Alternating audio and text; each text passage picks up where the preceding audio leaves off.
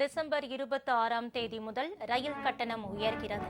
கட்டண உயர்வு மூலம் கூடுதலாக 600 கோடி ரூபாய் வருவாய் கிடைக்கும் என தகவல்.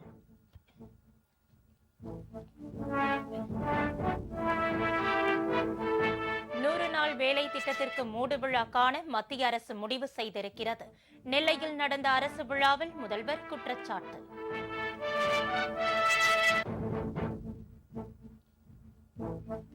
திருப்பரங்குன்றம் மலை மீது உள்ள தர்காவில் சந்தனக்கூடு திருவிழாவை முன்னிட்டு கொடியேற்றம். பதற்றமான சூழல் நிலவுவதால் கூடுதல் போலீசார் குவிப்பு.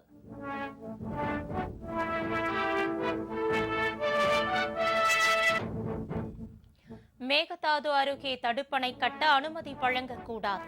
தஞ்சாவூரில் விவசாய சங்கத்தினர் கண்டன போராட்டம்.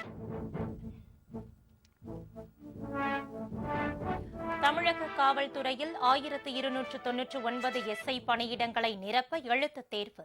தமிழகம் முழுவதும் இன்று 46 மையங்களில் நடக்கிறது.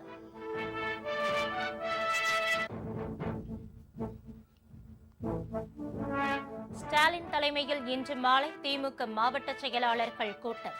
வரைவு வாக்காளர் பட்டியல் குறித்து விவாதிக்கப்படும் என தகவல்.